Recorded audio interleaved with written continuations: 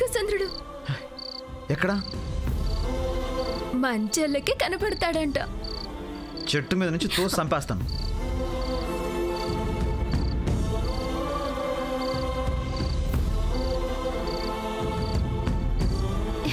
ఈసారి నిజంగానే ఉదయిస్తున్నాడు.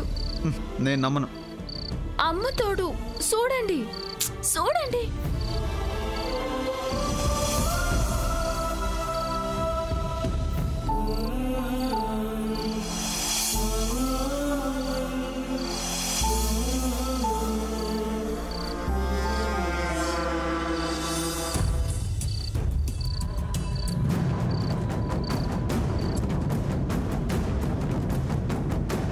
అది వచ్చాడు.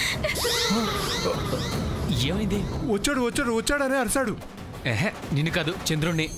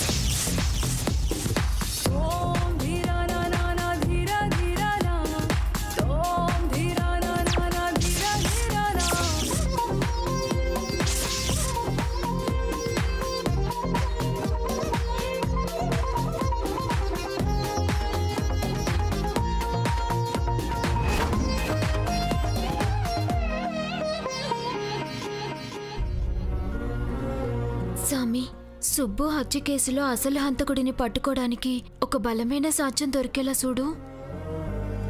స్వామి, భూమి నన్ను కేసులో ఇరికించాలని చాలా ట్రై చేస్తుంది. తన ప్రయత్నాలన్నీ ఫెయిల్ అయిపోయి నేను నిర్దోషిగా విడుదల కావాలి.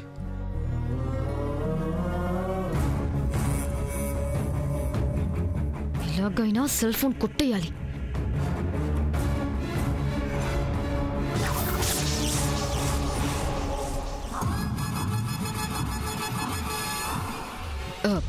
కొండమ్మ, కళ్ళు మూసుకుని దండం పెట్టుకో.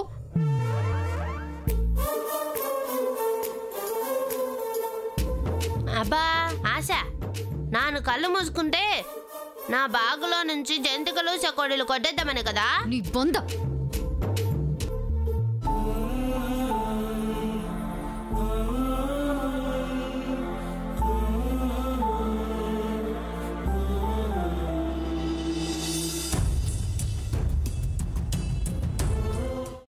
అమ్మా, అలాంటి వాళ్ళది నిజమైన ప్రేమ కాదు, అది వ్యామోహం.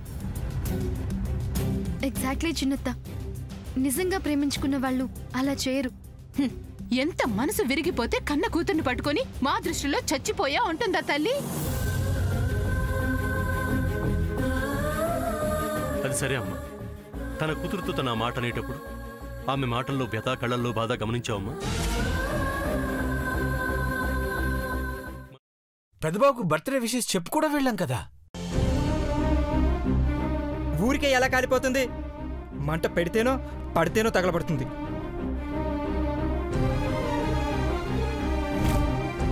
కరెక్ట్ చిన్నబాబు, నీకొచ్చినట్టే నాకు డౌట్ వచ్చింది.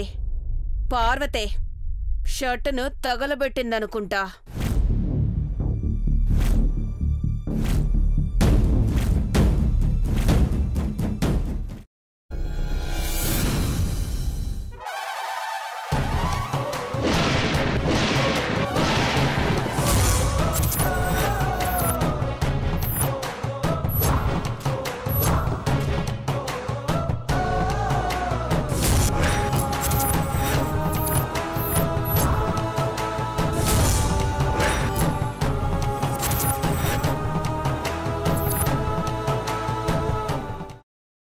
తర్వాత పొట్టు తీసేసి చాప్ చేసి పక్కన పెట్టుకోవాలి.